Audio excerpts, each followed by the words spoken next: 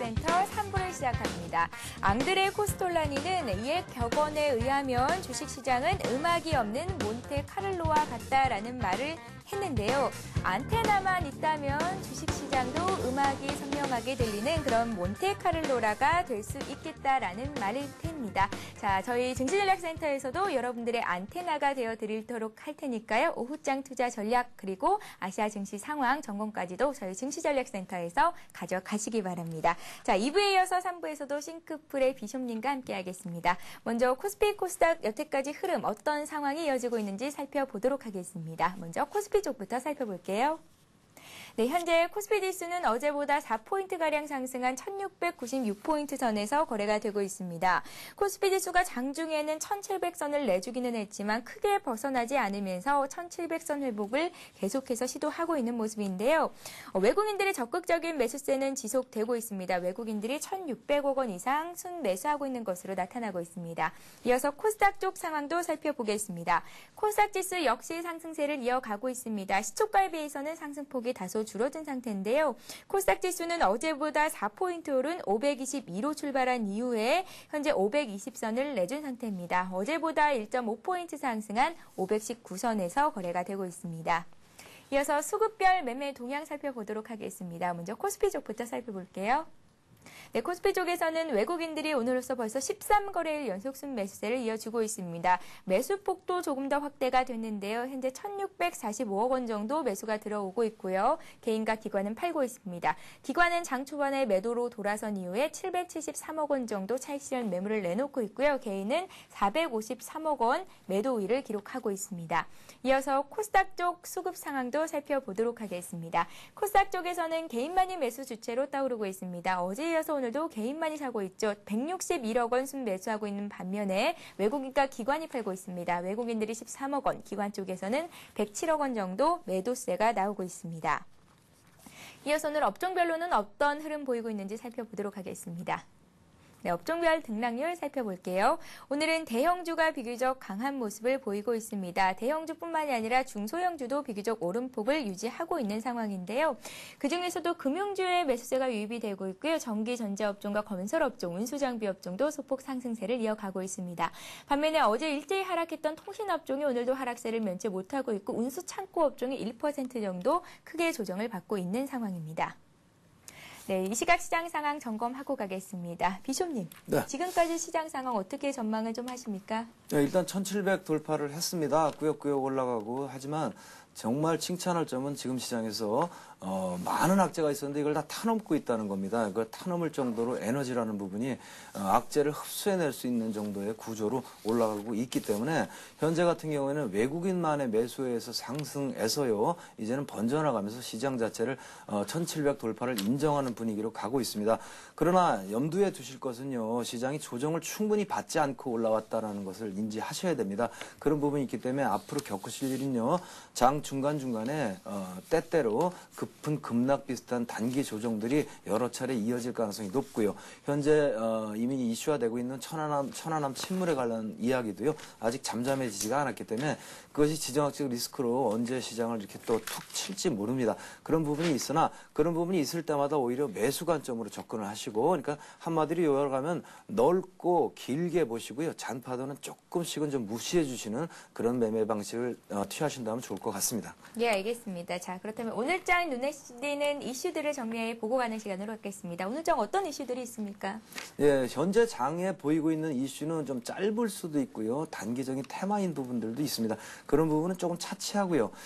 중국 관련하여 중국에 이제 4월 달에 4월 19일이 되겠습니다만은 신용거래가 재개가 됩니다. 우리나라도 96년도에 이제 신용거래가 재개가 되면서요.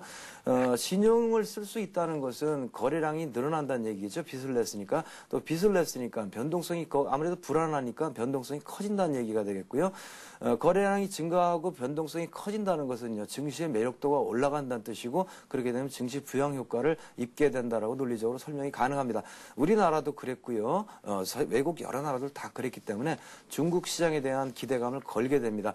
그러면 중국 시장이 이제부터 슬슬 위로 올라가는 부분을 보인다 그러면 우리는 주식을 하는 사람이기 때문에 수혜주라든가 이런 부분을 연관을 짓자 보면 중국 시장 하면 떠오르는 따르는 게 굴삭기이기 때문에요. 지금 시장 자체가 업황의 회복이 가장 뚜렷한 부분이 이제 건설기계가 되겠습니다. 그래서 굴삭기 부분에 두산 인프라코어라든가 좀 안으로 파고 들어가면 굴삭기 부품 유압 업체가 되고요. 중국에 100% 자회사가 있는 동양기전이라든가 이런 부분을 좀 주목해서 보실 필요가 있지 않느냐 이렇게 판단하고 있습니다. 예, 좀 전에 이제 관심 종목으로 말씀하셨던 두산중공업과 더불어서 오늘 두산인프라코어 그리고 동양기전 등도 관심을 가져보라는 말씀 주셨습니다. 그다음 오늘 이슈 어떤 것들을 짚어보셨습니까? 예, 저는 지금 삼성생명과 관련된 이야기가 상당히 재미있습니다. 예. 지금 가만히 보니까요. 채권단한테 이제 350만 주를 넘겼는데 액분이 돼서 3,500만 주가 되었죠. 그것을 이제 삼성생명 측하고 협상을 했는데 제일 큰 이견은 좁혀졌습니다. 3,500만 주를 다 넣느냐 마느냐. 그래서 이제 증권 신고서를 26일에서 31일까지, 그러니까 내일 모레가 되겠습니다만, 이때까지 제출을 해야만 이제 상장이 되고요. 아니면 좀 미뤄지게 된단 말입니다. 상장이 되게 되면 신세계라든가 CJ 제일제당, 특히 신세계는요, 삼성생명 주를 한 주당 100 몇십 원에 받은 거기 때문에 100 얼마짜리를 지금 10만 원씩에 팔게 되기 때문에 2조 7천억이라는 그런 돈이 들어오게 돼 있어요. 그리고 제일제당도 그렇고요. 당장 현금화가 안 되는 것도 아니고요. 구주 매출 방식을 통해서 IB 과정에서 둘 다 5천억 정도 세금을 내게 되면 한 4천억 정도 되겠습니다만 그 정도 큰 돈이 들어오게 되는 케이스가 되기 때문에 이 부분에 이제 연기냐 아니냐에 좀 귀추를 주목시키면 되겠고요. 현재 상황으로 봤을 때는 채권단 입장에서 손해날 게 하나도 없습니다. 네. 우리은행 같은 경우도 3만 원씩 이렇게 한 거기 때문에 10만 원씩 책정이 되면 7만 원씩이나 남거든요, 주당. 그렇게 되기 때문에 현재는 어떤 줄다리기 과정이 아니냐라고 볼 수가 있겠고요. 삼성생명 관계자들도 웬만하면 31일까지 제출할 거다라고 말하기 때문에 지금 분위기에서 신세계가 내려왔습니다. 그런데 연기 안 되고 제대로 간다라고 하면 다시 튀게 되겠죠. 그런 부분을 좀 노려보시면서 쳐다보시면 상당히 재밌을 것 같습니다. 신세계하고 CJ 제일제당을 좀 눈여겨봐 주시기 바랍니다. 예, 삼성생명 상장 지연에 따라서 어제 이제 관련주들 지분을 갖고 있는 주식들이 일제히 하락했었는데요. 신세계 같은 경우는 굉장히 많이 하락을 했었거든요. 그렇다면 예. 지금 시점에서 매수를 해본다면 상장이 지연만 되지 않는다면 그렇죠. 주가가 급등할 수도 있는 계기가 마련이 될 수도 있겠네요. 그렇죠. 혹시 지연이 된다 해도 사실은 예. 신세계는 실적도 좋고 굉장히 좋습니다. 그러니까 혹시 지연이 되면 조금 기분 나쁘서 이렇게 약간 내려갔다 올라오니까 그것만 참아내시면 좋을 것 같습니다. 예, 알겠습니다. 오늘장 이슈에 대해서 짚어봤고요. 이어서 아시아 증시 상황은 어떤 모습 보이고 있는지 살펴보겠습니다.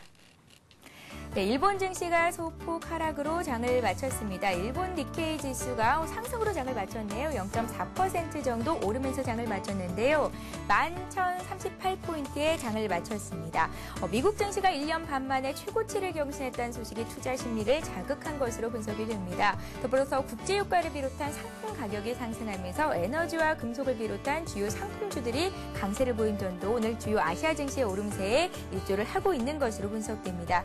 중국 증시 역시 실적에 대한 기대감이 지속되면서 어제 이어서 오늘도 증시가 강세 흐름을 보였었는데 현재는 소폭 하락하고 있는 모습이죠. 중국 상해종합지수 0.14% 정도 조정을 받고 있습니다. 어제 올랐던 홍콩 지수도 오늘은 일제히 오르고 있고요. 인도, 대만, 호주 모두 일제히 소폭 상승하는 흐름을 연출하고 있습니다. 네, 이 시각 아시아 시장 상황도 좀 더 자세히 짚어보고 가도록 하겠습니다. 리딩투자증권으로 갈게요. 우성재 연구원 연결되어 있습니다. 안녕하세요. 안녕하세요. 예, 안녕하세요. 일본 증시가 소폭 상승으로 장을 마쳤습니다. 일본 증시 흐름 어떻게 보셨습니까? 예, 일본 니케이 지수 오전장 상승 마감했습니다. 결국 11,000포인트를 돌파하는 모습 보여주면서 오전장 마감했었는데요. 0.47% 상승한 11,038.08포인트대 장 움직임 보여주면서 시장에서 계속적인 상승 기조를 이어져 나가는 모습을 보여주고 있습니다. 미 증시가 0.4% 상승하는 모습을 보였던 것이 시장에서의 계속적인 상승세를 이끌었던 이유 중에 하나로 보여지고 있는데요. 이와 함께 자동차사의 실적들이 전년 동기의 실적을 상회하는 모습을 보이면서 시장에서의 기대감을 더욱 탁대시키는 모습을 보여주었습니다. 도요타 자동차의 리콜 사태 이후 자동차 업종을 중심으로 한 매도 물량이 꾸준히 출현을 했었는데 지금 이런 악재에도 불구하고 실적이 전년 동기 실적을 넘어서는 모습을 보이면서 이런 악재가 더 이상 나올 곳이 없다라는 기대감이 나오는 모습을 보여주고 있습니다. 또한 오늘 일본 시장 전 발표했었던 일본의 실업률이 4.9%로 시장 예상치와 부합하는 수준을 보이면서 시장에서의 안도감 또한 커지는 모습을 보여주었었는데요. 이러한 흐름을 계속 이어져 나가면서 시장은 강한 흐름을 보여주고 있습니다. 하지만 지금 철강석 계약 가격을 2배 인상을 하기로 합의를 하는 모습을 보이면서 일본 철강업체들은 혼조세의 움직임을 보여주고 있습니다. 지금 철강석 가격이 2배 상승을 계약을 하는 모습을 보였던 만큼 우리나라 증시와 중국의 철강업종들 또한 이러한 흐름으로 인한 약세 움직임이 예측되고 있는 모습 보여주고 있습니다.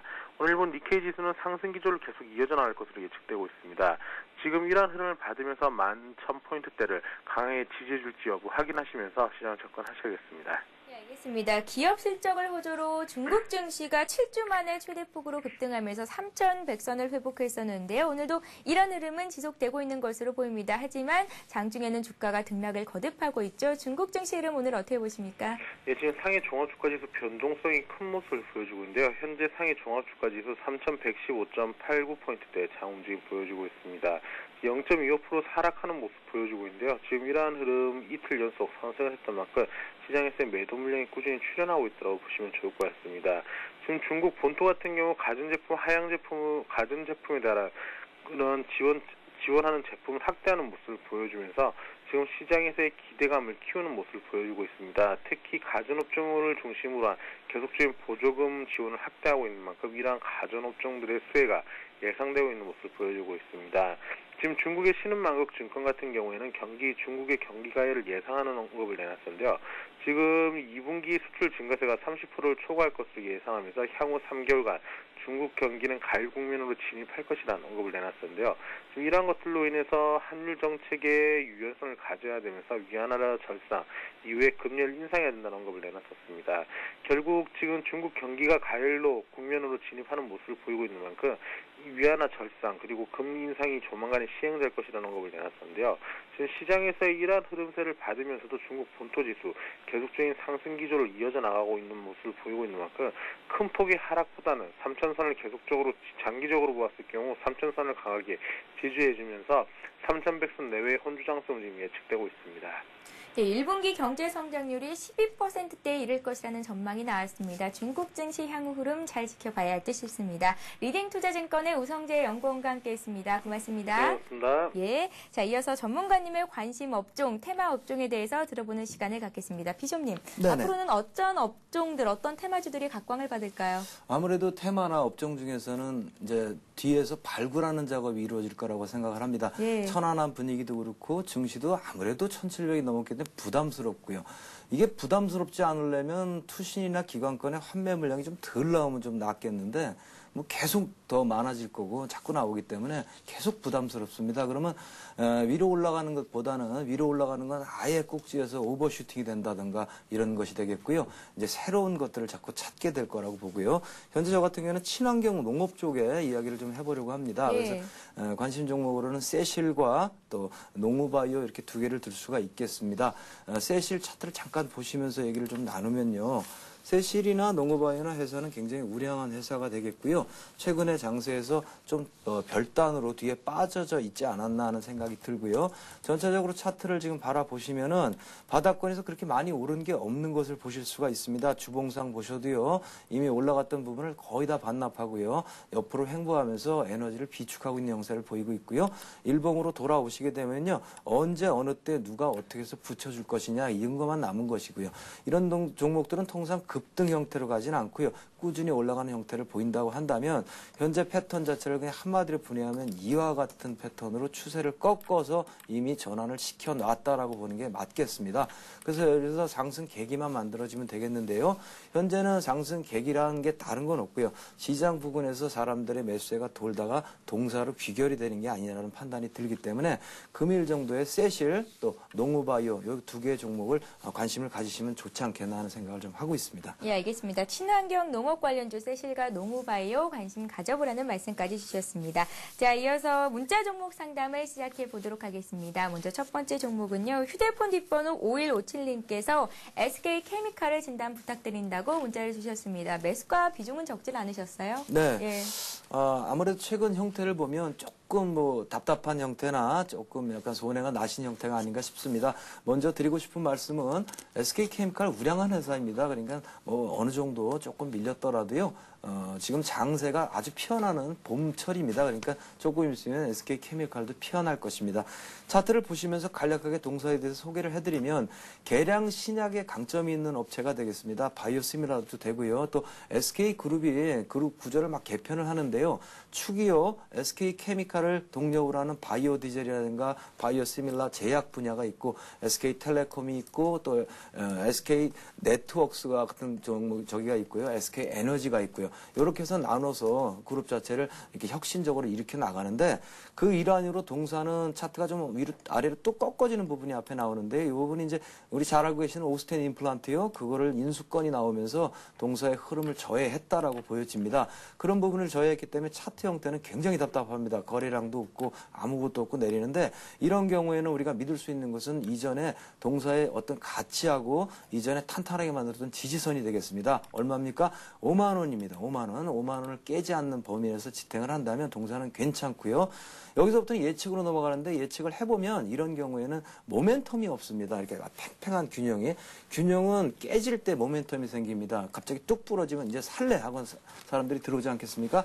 그래서 예측은 4만 5천 원까지 한번 부러졌다가 올라가는 패턴을 만들지 않겠나 이렇게 볼 수가 있고요. 현재 상태에서는 그대로 올라가 봐야 힘이 별로 없을 것이다라고 보고요. 이런 부분만 넘어가시면 동사는 이제 하반기로 가면은 적어도 10만 원 정도까지 목표가를 설정하시고 간다면 미국에서 국내 유일하게 임상을 받고 항암제를 만들고 있는 계량 신약 업체임을 인지하실 때 건보기에 관하고 실질적인 수혜는 SK케미칼이다. 이렇게 결론 낼 수 있습니다.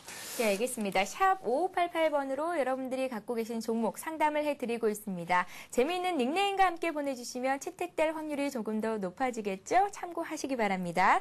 자, 이번 종목은 네오이즈 게임즈입니다. 매수가가 43,000원이시고요. 비중이 15% 정도 있으시다고 하는데요. 비숍님, 네. 어려운 시기를 참 잘 견디신 것 같습니다. 네, 그러게 앞으로 말입니다. 주가 흐름이 어떨까요? 잘 견디셨고요. 지금 바닥에서 막 치고 올라오는데 이제 치고 올라오는 부분이 이제 뭔가 밑에서 조치를 좀 해주셨으면 더 수월하셨을 뻔했어요. 차트를 좀 들여다보시면 바닥에서 쭉 끌고 올라옵니다. 이 주체는요, 외국인입니다. 이유는요, 중국의 네오이즈 게임즈에 똑같은 거를 서비스하는 회사가 텐센트라고 있습니다.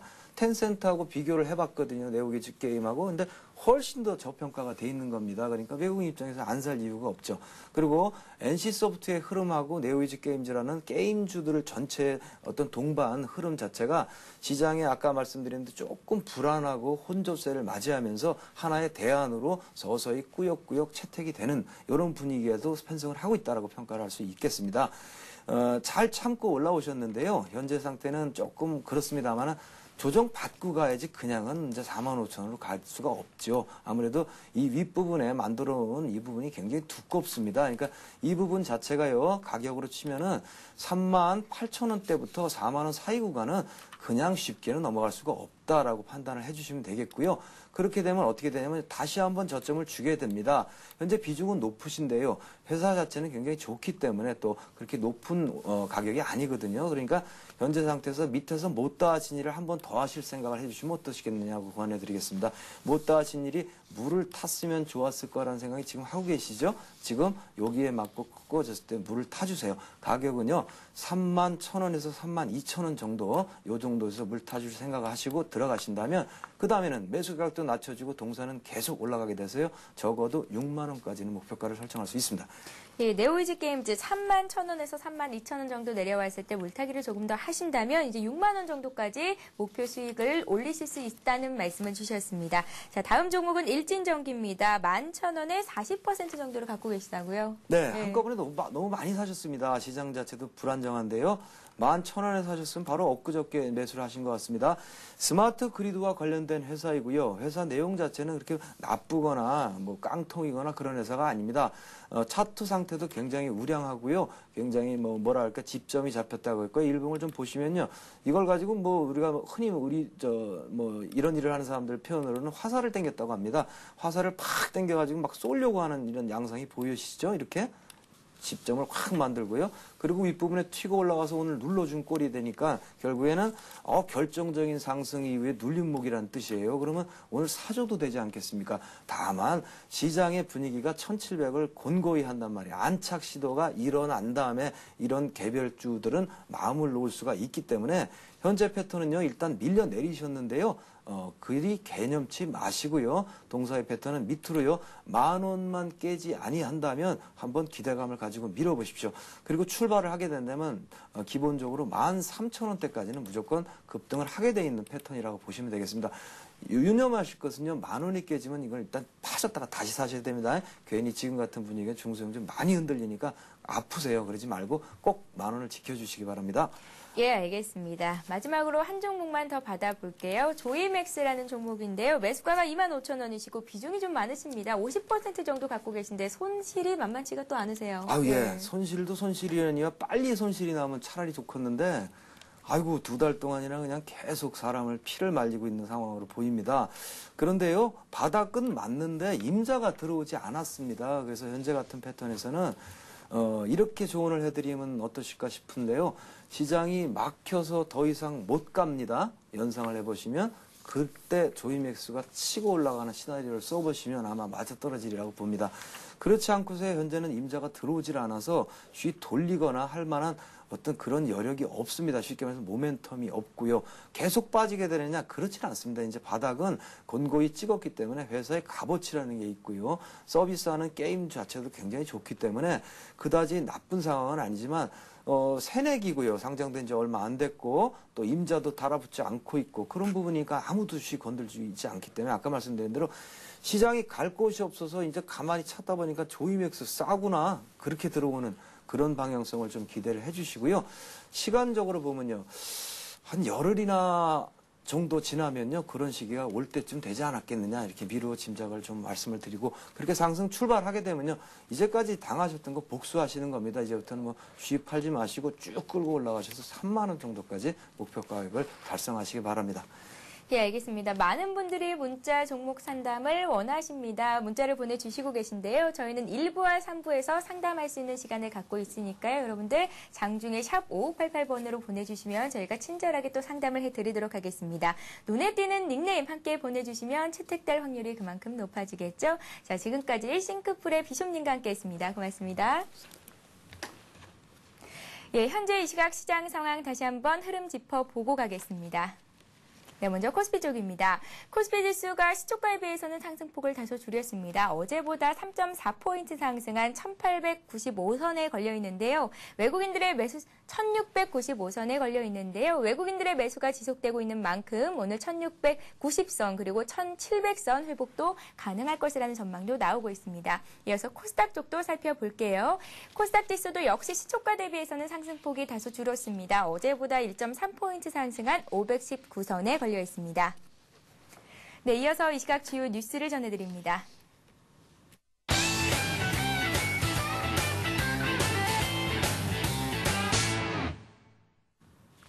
이 시각 주요 뉴스입니다.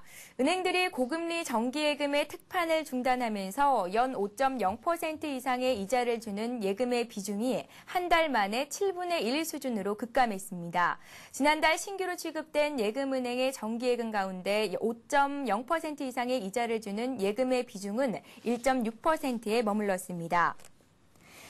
지난달 신규로 취급된 예금은행의 정기예금 가운데 5.0% 이상의 이자를 주는 예금의 비중이 1.6%에 머물렀는데요. 이는 1월의 10.8%에 비해 7분의 1 수준에 불과하며 작년 9월 1.0% 이후 5개월 만에 최저 수준입니다. 이 같은 현상은 은행들이 수신 확보를 위해 앞탔던 내놨던 고금리 정기예금의 특판을 중단했기 때문인 것으로 풀이됩니다. 이와 함께 지난달 신규 취급된 가계대출 가운데 수신금리 연동대출이 차지하는 비중은 5.0%로 2008년 12월 이후 최고 수준을 나타냈습니다. 지난달 중순 이후 은행들이 판매하기 시작한 코피스 연동 대출 상품이 인기를 끌었기 때문입니다.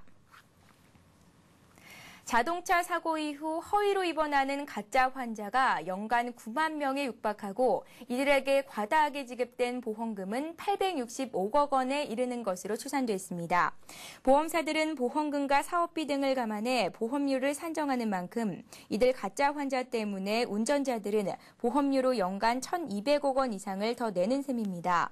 손해보험협회에 따르면 2008년 4월부터 작년 3월까지 자동차 사고로 인한 입원 환자 중 가짜 환자로 추정되는 부재 환자는 88,079명이었습니다.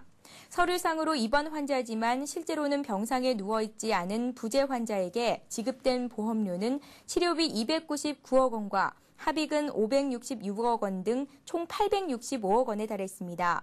협회 측은 부재 환자가 없어진다면 자동차 보험 가입자 1명당 평균 7천 원 정도의 보험료 절감 효과가 있을 것으로 분석했습니다. 서울시가 장기전세주택 시프트의 임차인을 선정할 때 자산 규모와 함께 소득 수준을 제한하는 방안이 추진됩니다. 이에 따라 한국토지주택공사와 지방공사 등이 보금자리 주택지구에 공급하는 장기전세 주택도 소득이 높은 경우 입주를 제한할 가능성이 커졌습니다. 그동안 시프트는 전용 면적 59제곱미터 이하의 소형주택을 제외하고는 당첨자를 가릴 때 소득 수준을 따지지 않아 역대 연봉의 고소득자가 입주하는 등 집 없는 서민을 위한다는 애초 취지가 퇴색됐다는 지적을 받았습니다. 서울시는 이에 따라 전용 60제곱미터 이상 주택에도 소득 제한을 확대하기로 하고 세부 기준을 마련키로 했습니다. 정부는 천안함 침몰과 관련해 해군 승조원에게 무선인식 라이프 재킷을 지급하는 방안을 추진하고 있습니다. 무선인식 라이프 재킷은 조난자가 재킷에 부착된 송신기로 구조를 요청하면 함정에 설치된 수신기 화면에 조난자의 인적사항과 위치를 표시해주는 장비입니다. 해군은 다음 달 중 무선인식 라이프 재킷에 대한 장비 시험과 결과 분석 작업을 끝내고 도입 여부에 대한 입장을 정리할 계획인 것으로 알려졌습니다. 해군 2함대는 2008년 5월 라이프 재킷에 대한 해상 시험을 마치고 해군 본부에 도입을 건의했지만 2009년도와 2010년도 예산 심사 과정에서 심사가 이루어지지 않았습니다. 네, 오늘도 샵 5588번으로 정말 많은 분들이 문자를 보내주셨는데요. 그중에서 퀴즈 정답과 함께 문자 종목 상담 신청하신 분들 3분을 추첨해봤습니다. 핸드폰 뒷자리 5157님, 3389님, 1884님이신데요. 이 3분께는 하이리치 무료 이용권을 드리도록 하겠습니다. 자, 오늘 저희가 준비한 소식은 여기까지입니다. 저희는 내일 오전 11시에 다시 찾아뵙도록 하겠습니다. 시청해주신 여러분 고맙습니다.